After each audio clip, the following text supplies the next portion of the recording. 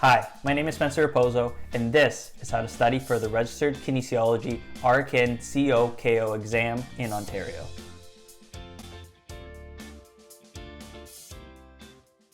I was a student just like you, Googling for information about the R.Kin exam, and I couldn't find anything.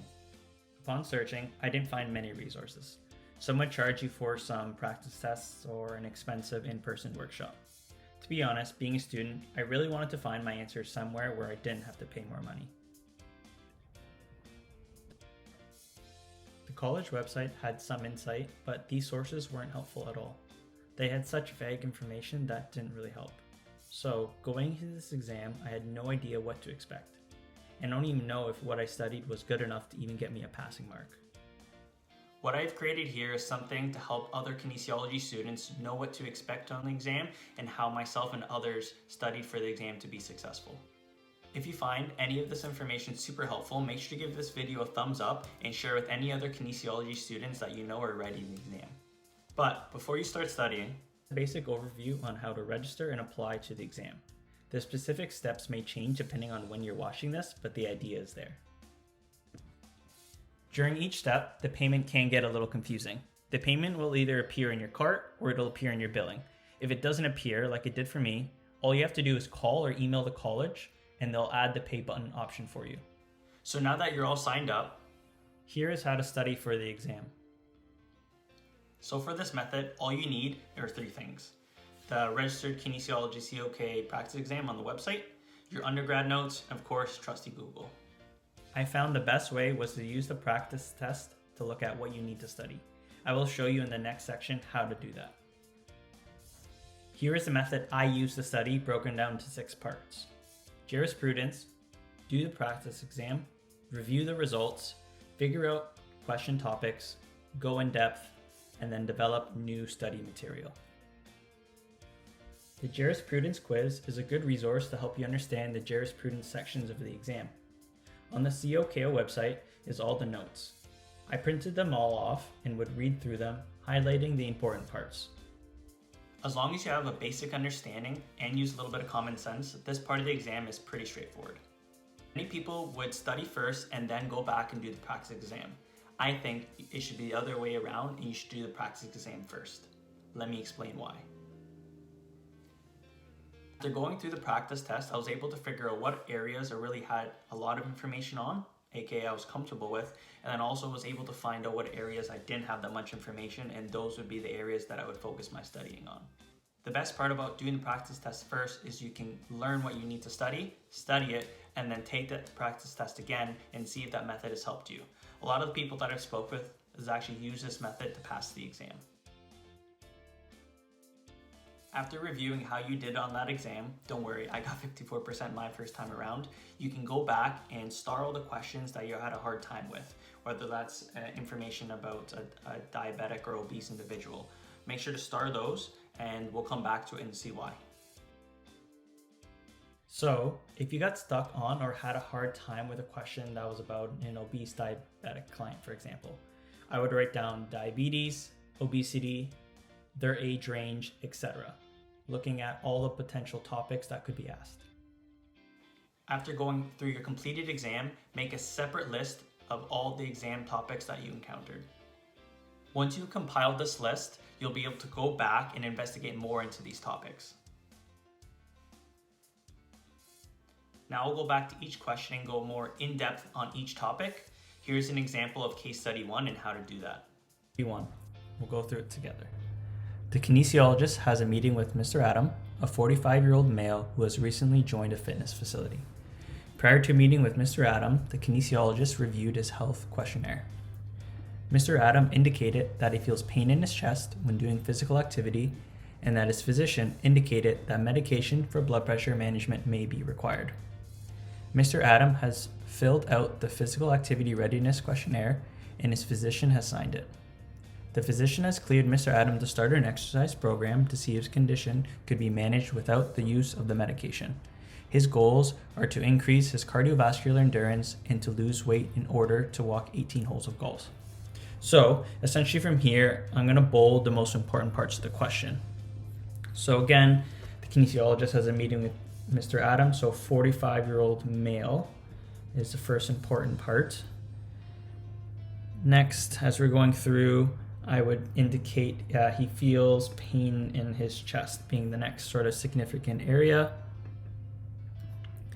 And of course, when doing physical activity.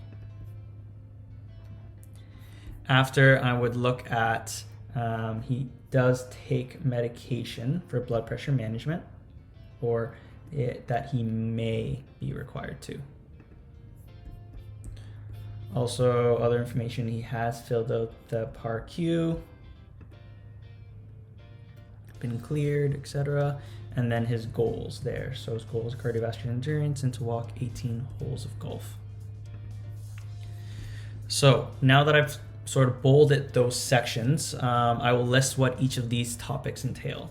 So 45-year-old male, so his information pertaining to his age population. So you can use that information for their VO2 max or their max or working HR.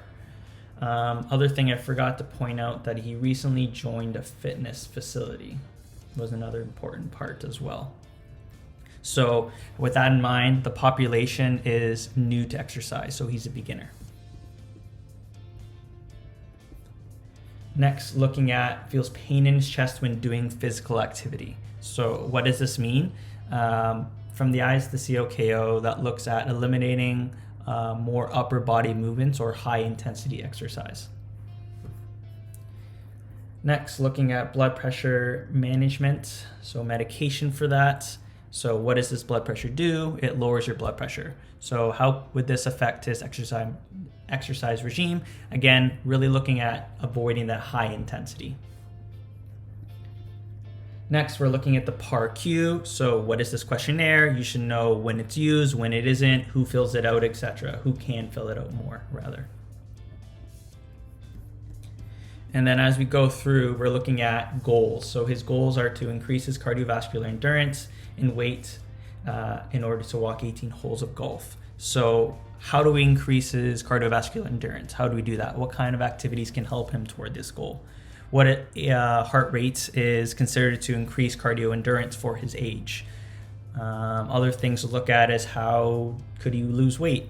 So what is recommended to lose weight? What is the best ways to lose weight, right? So there's the exercise and nutrition and lifestyle component as well. So as you go through each question, these are the types of things that you should ask yourself, and these are the types of questions that will be asked on the exam. So really making sure you have an idea about all these highlighted things, and then go more in depth on those topics if you're unsure about it, or if this was a question that you starred and you were not able to get, you got wrong in the practice test when you did it your first time around. Now we'll break down each question in this case study and be able to create a study resource for ourselves. If you find any of this information super helpful, make sure to give this video a thumbs up and share with any other kinesiology students that you know are ready in the exam. Going through and getting more information on this stuff, but also then going through each of the 4 questions related to that case study, I was able to create this next document. So again, going through each of those highlighted parts, but then again, going through the questions and learning more about those exam topics or those topics that may be tested. So 45-year-old male, middle-aged adult, recently joined a fitness center, beginner population, pain in his chest when doing physical activity, so eliminating that upper body movement and high intensity exercises. As well, blood pressure medication, we know lowers blood pressure, so again, making sure they don't participate in high intensity exercises. So answering the question for the PAR-Q from before, so essentially the questionnaire asks about past medical problems and checks if the participant is ready for the stress of physical activity. Now going to their goals, cardiovascular endurance and lose weight. So increasing cardiovascular endurance, how do you do that? So aerobic exercise, what type of activity would help this? So treadmill, walking, bike, whatever they're most comfortable with. And then what heart rate should they train at? So 50% to start generally is where you look at. And so that'll be around 88 for this specific individual. Now looking at how do they lose weight? Generally, what is recommended to lose weight is a calorie deficit. And what is the best way to lose this weight is through proper exercise and diet. These next two parts go with some of the questions about the case study. So in the second one, the second question 2 is recommended progression for aerobic exercise and duration. So based on the ACSM guidelines, 5 minutes per week is the recommended for an individual with hypertension. And then lastly here we have Mr. Adams' body composition has not changed while adhering to the exercise program. How should the kinesiologist console Mr. Adams to proceed? So as we stated before, the best way was for them to lose weight was a calorie deficit. So who should the kin recommend? Since generally it's safer to recommend or to refer out when we don't have as much information or they aren't making changes. So in this instance, this scenario here, we would generally recommend them to or refer them to see a dietitian to help with more of that calorie deficit. Now, after you do that with each case study, you'll be able to create an exam topic list and make sure to go back and find all the ones that you did star and go a little bit more in depth on those ones. Now you'll have this new study exam resource made specifically for you.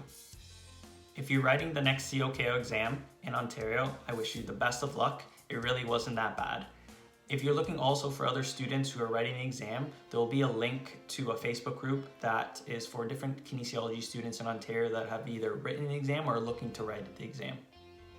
After you complete this method and you feel that you don't have all the resources for the exam and you don't feel as prepared as you should, there are other resources available that are actual exam prep courses. One of them will be linked down in the description called Kinformation. It's a full exam prep course as well as additional practice exams, so you guys can check that out as well. If you guys have gotten this far, please give this video a thumbs up and share with any other kinesiology students that are writing the exam or that you think would give them a little bit more information about how to study and prepare for the exam. So again, thank you guys so much for watching the video and stay tuned for more.